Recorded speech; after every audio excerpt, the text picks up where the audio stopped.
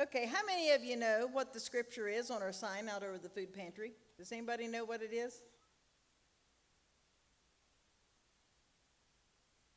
Okay. Well, it's Psalms 9:9. The Lord also will be a refuge for the oppressed, a refuge in times of trouble. We often think of the oppressed as being the really poor, but that's not always the case. We have a lot of seniors that come to our pantry and who are trying to live on maybe $600 or $700 a month. And we, out of probably a fourth of all of our people are seniors that come out there. I figured today about 180 out of 750 come that are senior citizens that come. We have people who have lost their jobs. We have kids not knowing if they will have food to eat today or not. We have people with bad medical situations trying to make ends meet. And whenever I met our new coordinator from the Free Store Food Bank, his name is Mike Truitt.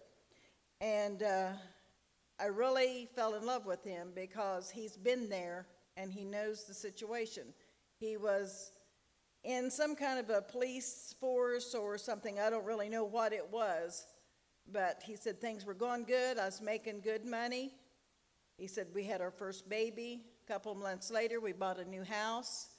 And he said just a few weeks after that, he thought, well, he'd get him a new car. Everything was doing good. Very next day, he lost his job. They just said, we did away with your department. You're done. So he's been there. He knows how quickly things can happen. And he was lucky because he had a college education and he was able to find a job within 2 or 3 weeks. But he was just very compassionate about, how to respond to people and things like that. So I just really, really liked him, and I think he's going to do us good. Our goal as Christians, basically, is to reach out to the lost, and that is our goal as well. Do you know how many people feel unloved and alone? There's a lot. Through our missions outreach, we try to take care of the spiritual as well as the physical. And we go out of our way to be friendly, to show them love, make them feel important, treating other people just like we would want to be treated if we were in that situation. We hear from some of them different times that some of them have to go to more than one pantry to be able to make it through the month. And they have told us that some of the pantries are so rude to them and they just push them through like cattle or whatever, with no compassion or anything. And they, like I said, they love coming out here because we do our very best to take care of them.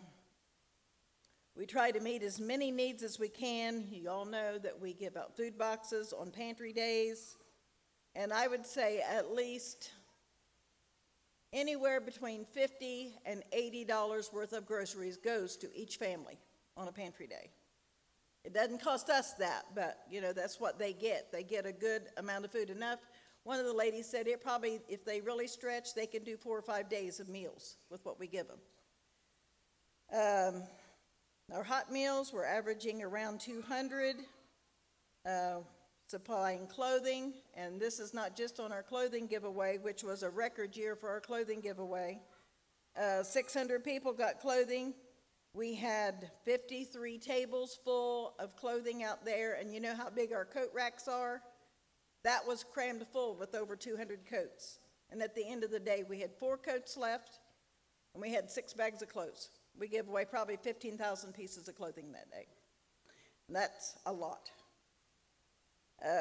Furniture, I figured today that as I went back through, because I try to write down every time people donate furniture or appliances, and so far this year, we've given out furniture and appliances to 34 families. We help with school supplies. We did up pencil bags this year, and I put a sample of one of them out there. And I want to thank Kim Free, Judy Puckett, Chloe, Isabella. Am I forgetting anybody? Georgia, for putting all those together. They made about 130 of those bags.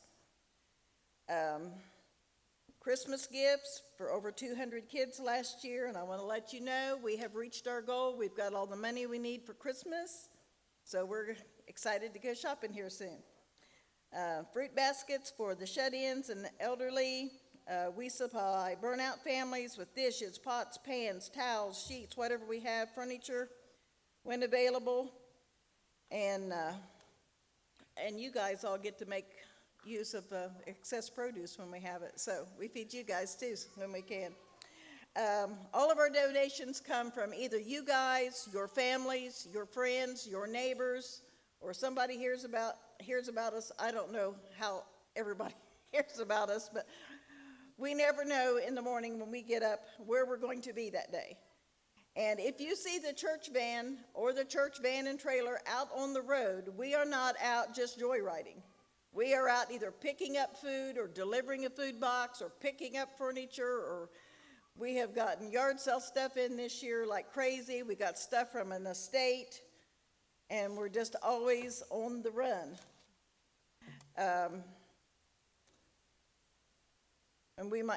every once in a while we get a call. We got 200 loaves of bread. Do you want it? Like, well, yeah, we'll come get it, that kind of thing. But everything that comes in sorted, directed to which area we think it'll best serve.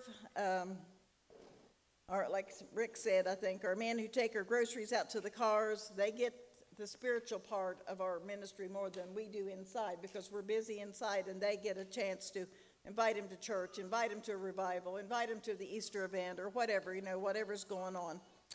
And just today we were donated a very nice Sleep 2 mattress. And this lady said that she could have sold it, but she felt like God wanted her to give it to someone who didn't have, or someone maybe that needed a little bit better bed. And she said, I knew you'd find it a good home. So we are thankful for the confidence that people have in us, and that the church has in us to do all the things that we do, and to not worry about where we're running, in the van or what we're doing with stuff. It all is good, put to good use. We had a crew yesterday of 8 to help us, because the food bank had been kind of slack the last couple of months, and we were not able to get a lot of things. But last Tuesday and this Tuesday, we got over 6,000 pounds each time. So we've got a lot of food out there to give away tomorrow. And we had a crew of 8 to come. Well, some came in and helped pick up the food. Some helped put it away, unload it. We had a crew that helped clean the building yesterday, get it all freshened up, because it'd been a while since it had a good cleaning. We had young people that helped us this summer. Hot meals, we run 4 routes. We have dedicated people every month to come and cook and drive and serve and do all those things. And I want to thank some people. Every Tuesday morning at 7 a.m., Ed Warren is there with his truck to help us haul food. Every Tuesday morning, unless he's sick. And when we have big loads like we've had the last couple of weeks, we got a new feller right over there, Jeff Puckett. He's been filling his truck full and hauling food for us. So we thank you, Jeff. We appreciate you for that. Mike Butler, he comes every Tuesday morning before he goes to work and helps us load all the trucks and the trailers, and then he goes on to work. So we appreciate that, Mike.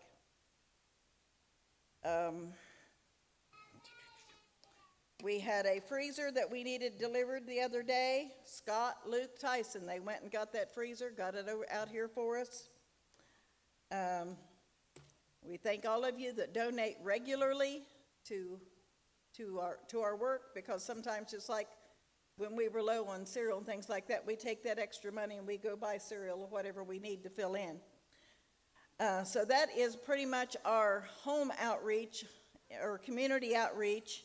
But we still do support some other ministries as well. Sandra, our girl from Uganda, we've had her for 6 years now, and she's growing up on us, if you notice her picture out there on the table. GAP, which is God's Appalachian Partnership in Floyd County, Kentucky, where several of you and myself, we went and volunteered down there for 7 years, and there was several from here that made that trip. John and Lynette Garrison, there are Just Like God Missions. There are local missionaries from Hillsboro, and they go to Colombia, South America, Guatemala, Uganda. Every time there's a disaster anywhere, they're there. They go to Haiti. They've just been everywhere. But, I mean, their ministry is going to continue, but I did get an email from them this week that they are relocating and they're moving to Florida. So we won't get to have them out here at the pantry very often, I'm sure, anymore. But we're going to be meeting with them in the next couple of days to see what their plans are, because they've got a bunch of stuff they want to give us before they leave. So it's just the way it goes. I'll share a couple of little stories with you real quick of how God works. We had a lady to come into the pantry here a while back, and she could barely walk. Some of the people that come in do not get around very good at all, but this lady could hardly walk. And I don't remember now who donated it, but we had a very nice wheelchair that was donated, and we had asked her if she needed one. And she said that she had been trying for 2 months through whatever agencies or whatever to get a wheelchair and hadn't been able to get one. So she left there very happy that day with a wheelchair. And let's see, a fellow worker of my son's, his home burned out, and he called me and wanted to know if we had clothes, shoes, and things that he could get for his co-worker. And I said, sure, come on down. So he come down and helped me go through the clothes and stuff. And he said, Mom, he really needs a pair of work shoes. I said, well, I don't know if I can do that for you or not. I don't know if we've got that. So we go out to the building, open up a tote, and what do you think is there? A brand new pair of work shoes in the guy's size. Perfect. And I don't even remember where they come from or how they got there, but they did. We've had people come in and sing to us. We have people bringing us goodies in. I mean, we've got one lady, she brings us brownies and cookies and stuff when she comes in. We had one lady come in and play the violin for us one day and played Amazing Grace and all that. It's just pretty neat.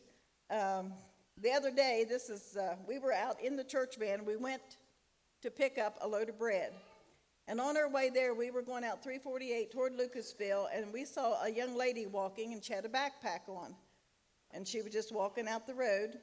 And so never really thought too much about it. And on her way back, she was still walking. And so Eddie said, well, let's stop and help her.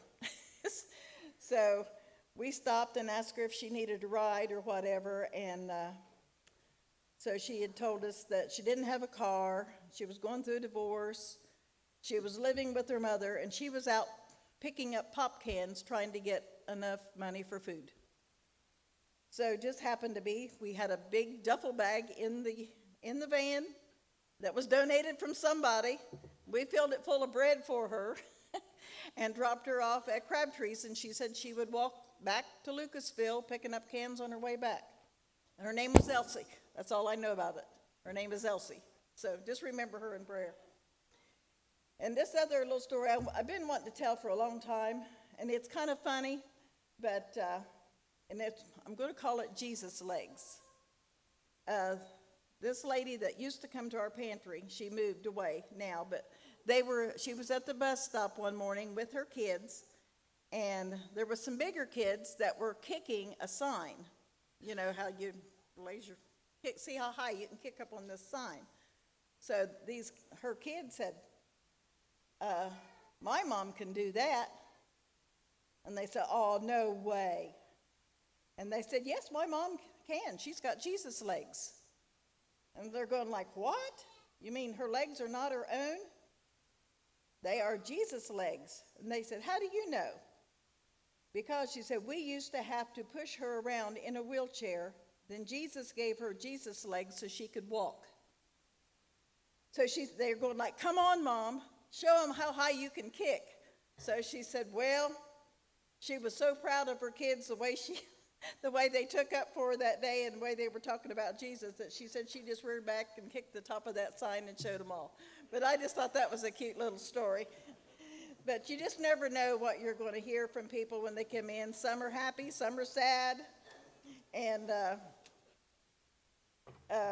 if you're a Christian, I got this from a devotion yesterday, and it was the first thing that I saw this morning when I was studying. If you're a Christian, you play a special role in the body of Christ, and God has given you abilities and gifts to benefit others.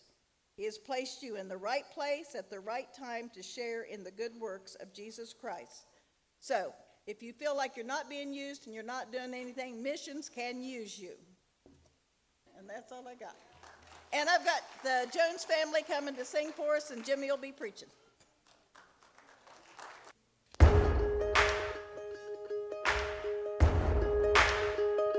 Why you ever chose me?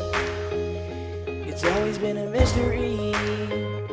All my life I've been told I belong at the end of the line, with all the other not quites, with all the other get it right. But it turns out you're looking for all this time, 'cause I'm just a nobody, trying to tell everybody all about somebody who saved my soul.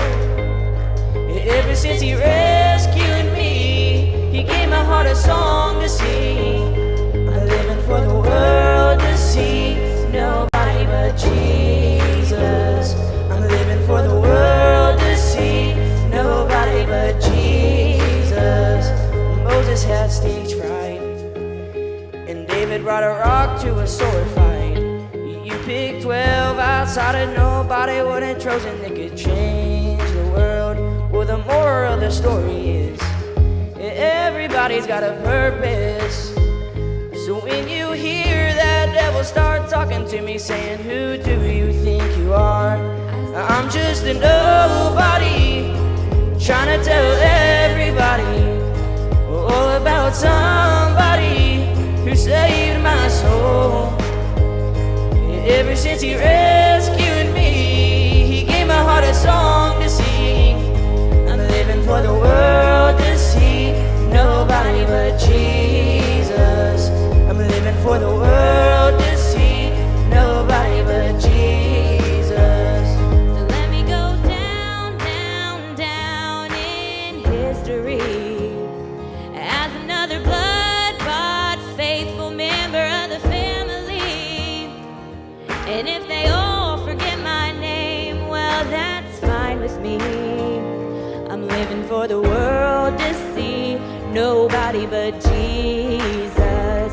So let me go down, down, down in history as another blood-bought, faithful member of the family.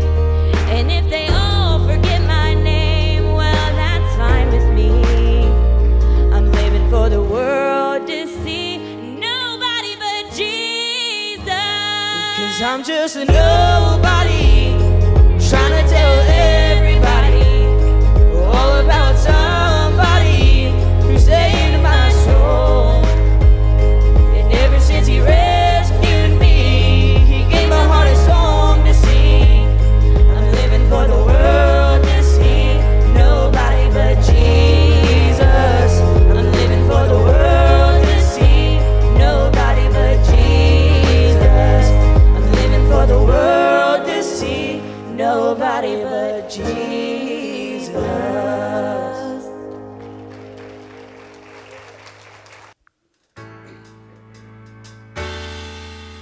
If you want more happy, then your heart will hold. If you want to stand taller, if the truth were told, take whatever you have and give it away.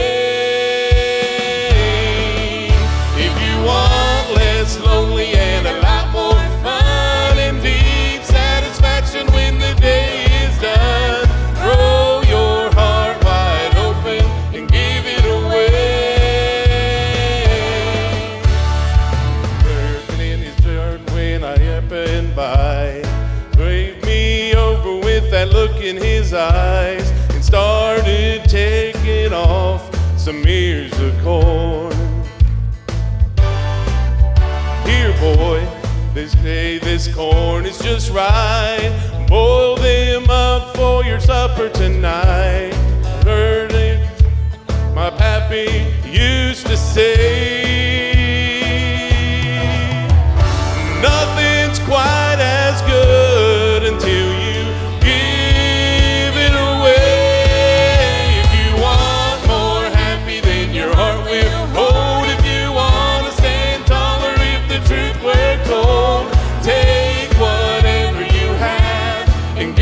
it away.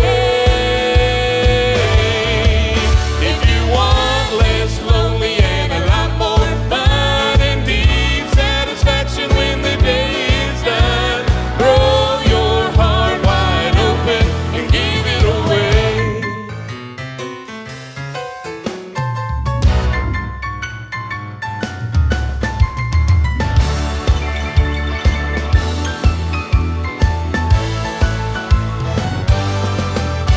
There's been a lot of water go over the dam since the day in the garden with my Uncle Sam. So I hope you'll hear these words I have to say.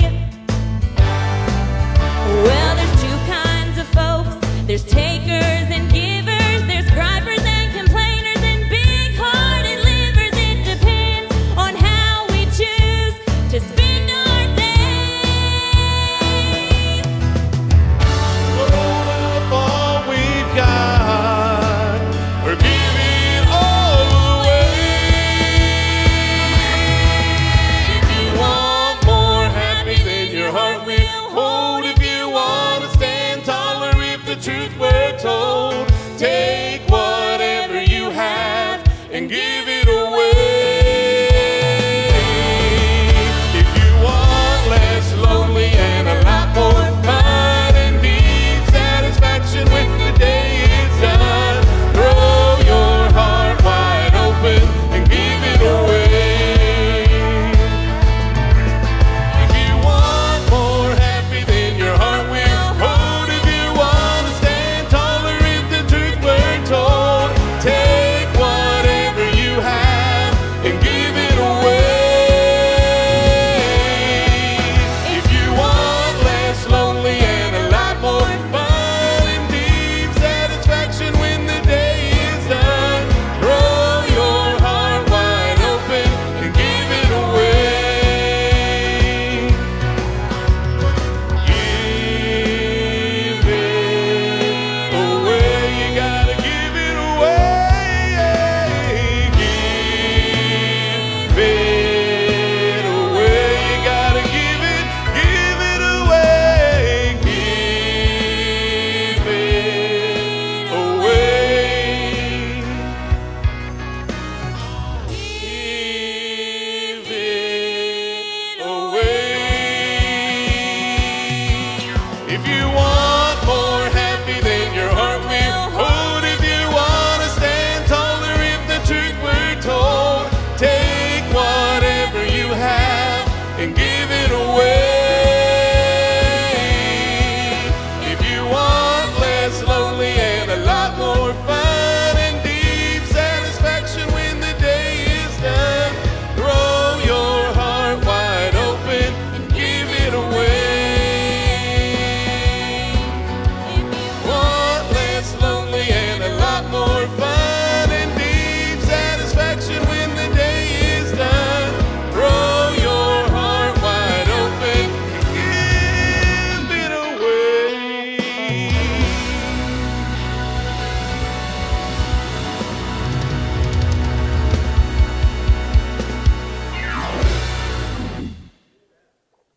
We wear you out on that one.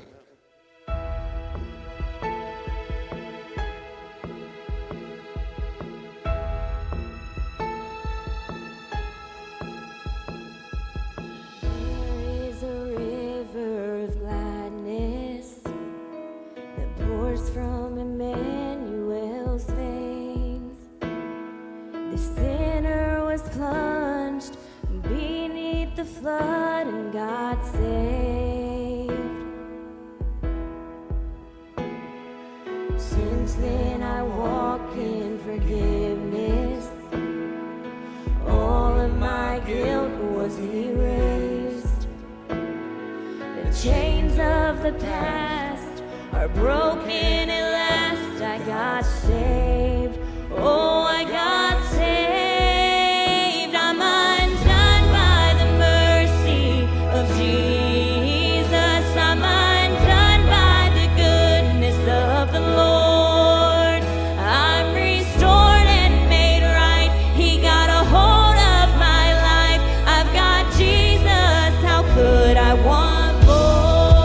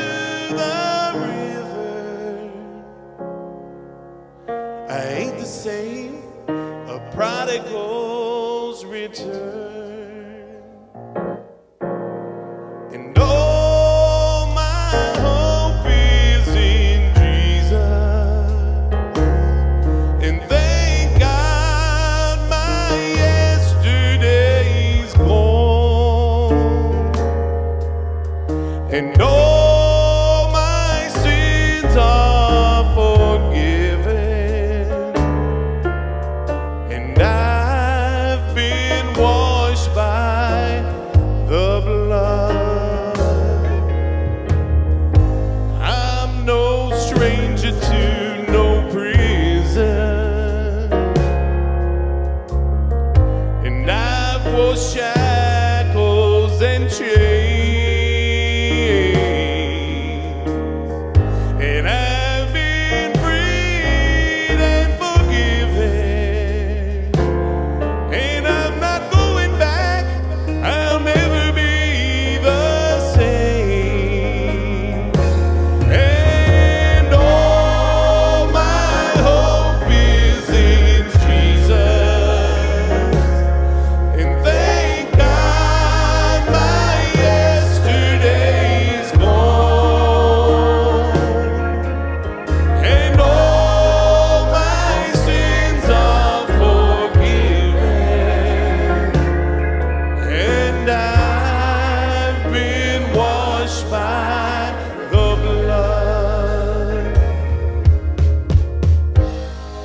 There's a kind of thing that just breaks a man, breaks him down to his knees.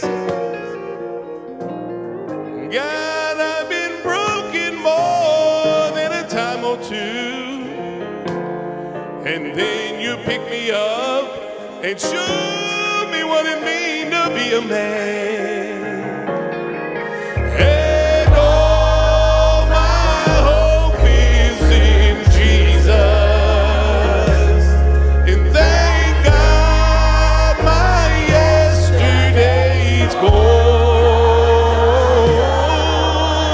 and all my sins are forgiven,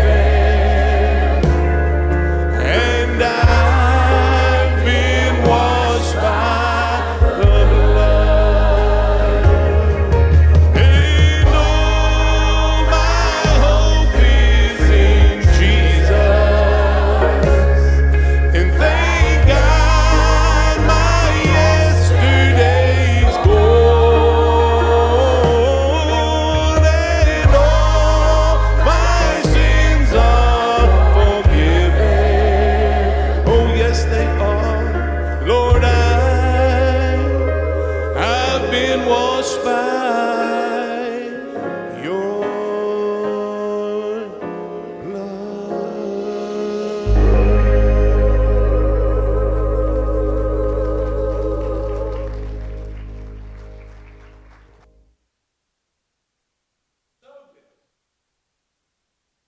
I used to ride around here whenever the church was about right here on this wall. It went around this way. I was about 15 years old, lost, no hope at all. That's why the song "All My Hope" means so much to me. Because I was there, Doug, I had no hope. I had no hope at all, Freddie. And you know what? I'd go around and I'd go around. And I had a good upbringing. I had a wonderful father. I had a great grandmother. I have a great mom. But guess what? I was lost. I was without hope. I didn't have any hope within myself. And tonight I'm here to tell you, guess what? I have got hope. And if you don't have hope tonight, guess what? Get you some.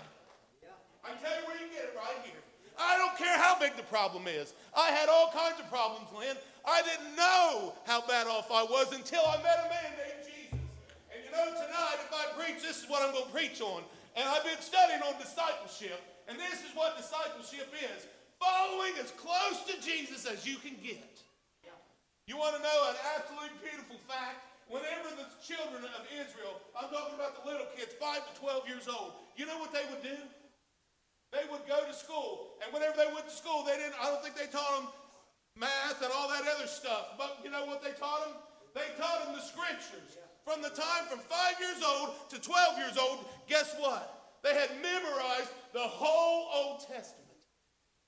Why is that important? That's the only Bible they had.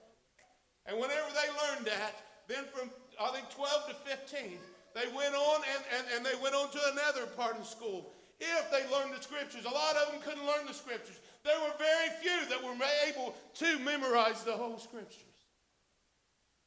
And if they got them, then guess what? They got to move on. At the age of 12 years old, where did they find Jesus at? They found him in the temple, and what was he doing? He was teaching the scriptures that he'd memorized. Can I encourage you tonight, if you're not teaching your kids the scriptures, get them into the scriptures. You can teach them math, you can teach them all this stuff, you can get all the things that the world has to offer. But guess what? You can go and do that, and the devil ain't going to fight you a whole lot. But guess what? You start teaching them the scriptures, and guess what's going to happen? Old Satan's going to start turning his wheels. And wouldn't it be a beautiful thing? Anybody that's got any kids in diapers, start telling them the scriptures. And feeding them on the scriptures. And you know what it's going to do? It's going to make this place bust wide open. And imagine what's going to happen. And whenever Satan comes, the most wonderful thing is whenever he comes, he ain't going to have no power. You know why? Because the children are going to know who Jesus is. They're going to know the scriptures. I wouldn't teach them the Old Testament. I would start out and teach them about Jesus, Matthew, Mark, Luke, and John, and teach them how, all the stuff about him. I was listening to a guy, and he was telling his teacher, he said, I am a disciple of Jesus. He said, I don't believe you. He said, well, why not? He said, if you're a disciple of Jesus, he said, then well, this is what you ought to be doing. At least once a month, you ought to read through all four of the Gospels. That way you can know everything you can know about this man named Jesus. And you know what happens to us today? A lot of times, us older generations that didn't learn the scriptures, Satan comes, and whenever he comes, what happens? Oh, I don't know. Then we got to come to the altar. Well, he's fighting me. Well, he's doing this. He's doing exactly what he's supposed to do.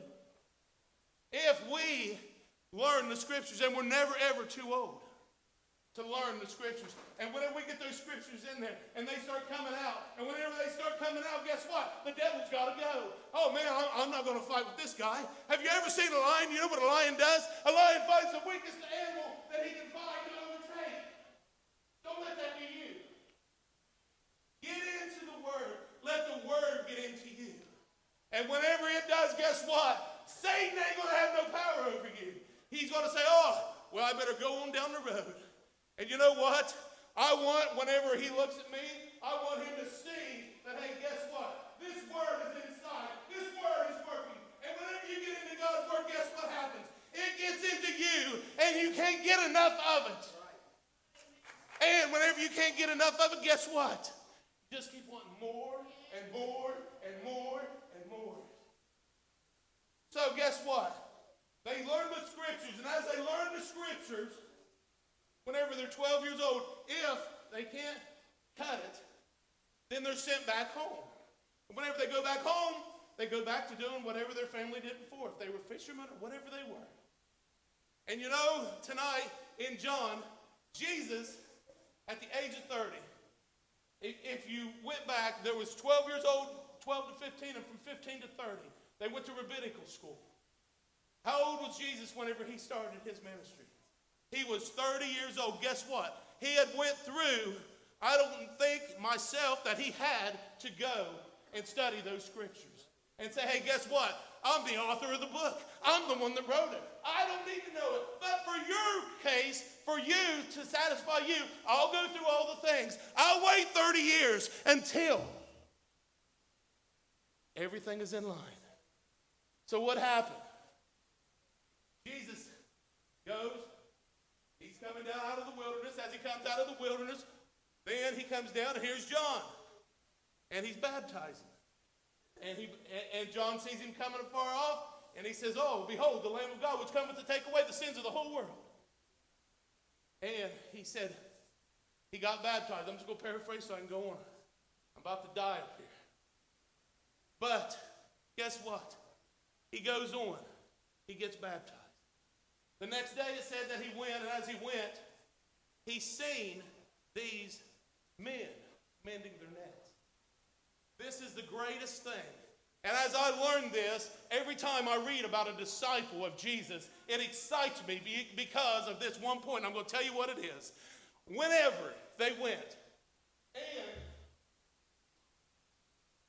they went through this school, after the rabbis would get out, there were very few of them. So guess what? Those that didn't make it, they would go around and they would say, okay, I'm going to try to find me a rabbi, somebody that I want to be like, somebody that I know knows the scriptures, somebody that I know is going to be able to keep me in the right direction.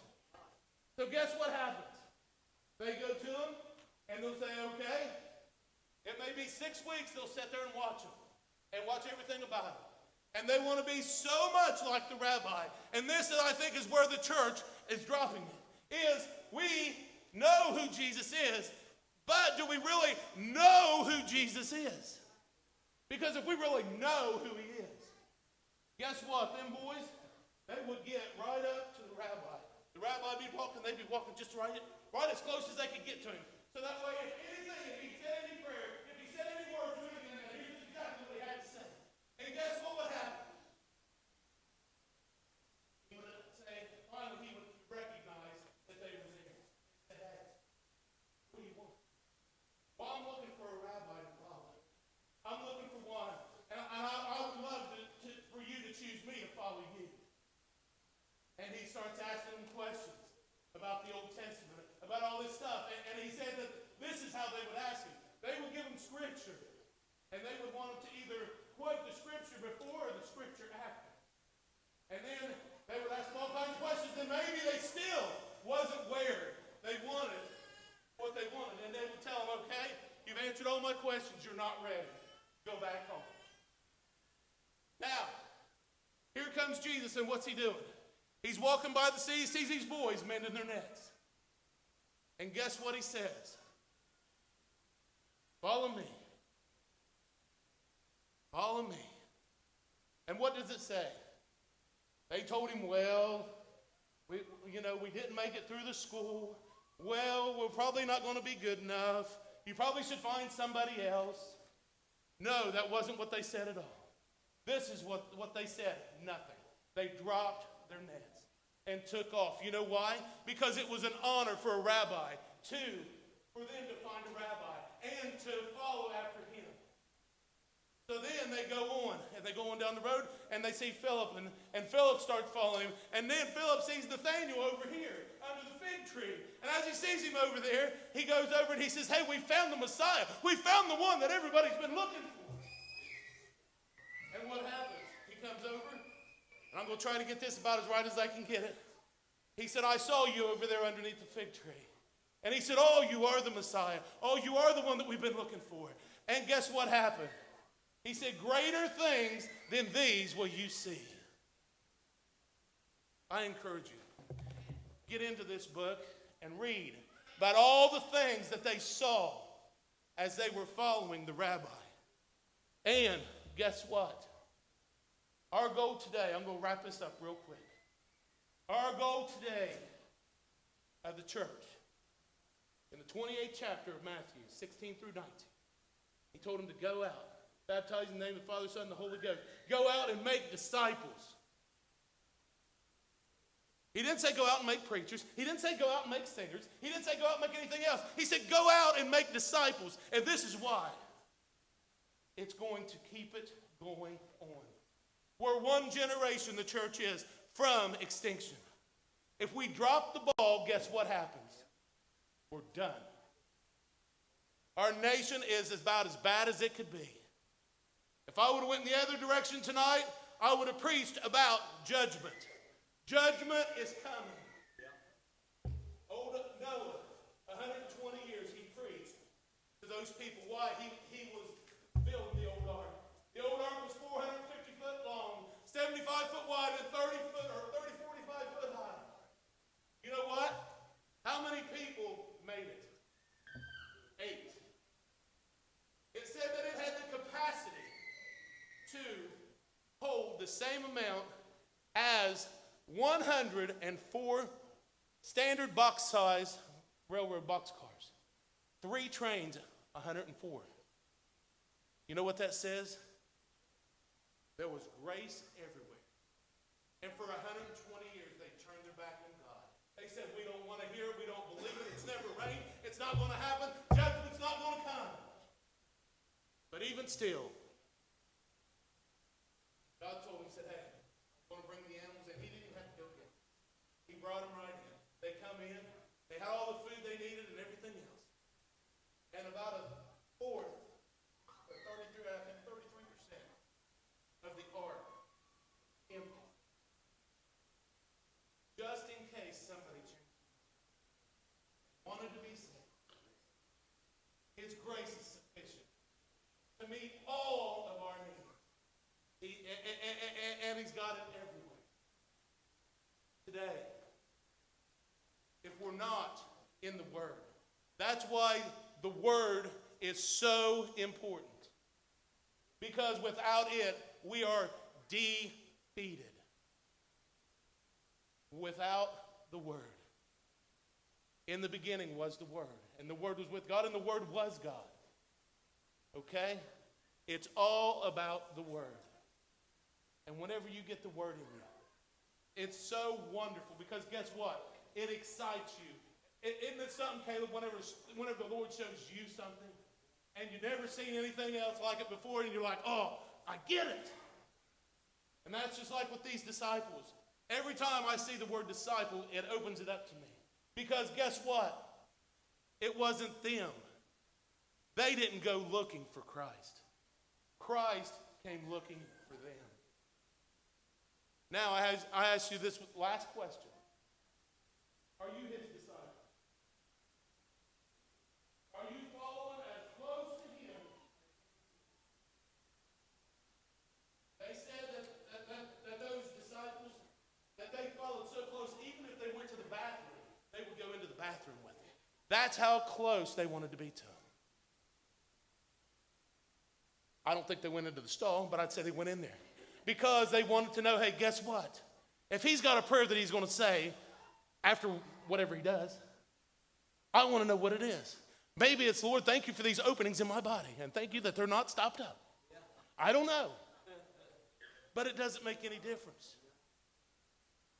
Do you hunger and thirst after righteousness? Do you want him more than you want anything else? Because if not, you might as well just throw it off to the wayside. You're wasting your time. The scripture says, I will be first or I will not be. And it's time for the church to get into the word if you're not. And if you are, stay in it. And pray every time you pick it up, Lord, open this up to me. And give me a nugget today that I can take and throw right at the devil. And send him on down the road. Because anytime you choose to go and to serve the Lord and to sell out, guess what's going to happen? You're going to meet opposition. That means you're headed in the right direction. Tonight, if the Lord's coming by and he's pointing his finger at you and saying, hey, follow me, what are you going to do? Do you want to make it to heaven? Do you want to stay out of hell? Tonight, it's not about Jimmy. It's not about singing. It's not about preaching. It's all about Jesus. And tonight, I encourage you with everything I got, get into this word and let it change your life. And whenever you do, you will be amazed. Tonight, that's all I got. I love the Lord with all my heart. He's been the dearest friend I've ever had. He changed my whole life completely. I had no hope, I told you. None. No hope of getting to heaven. I was riding my bike right down through here. Mary come out and said, hey, would you like to come in? I was just wanting invited in. And from that time, guess what? I've made all kinds of sins. A lot of people try to say they're mistakes. Let's just call it what it is. I sinned. But the Bible tells me whenever I sin that I have an advocate with the Father, which is Jesus Christ. So, that's why it pays to know the Word. I love him tonight. Tommy?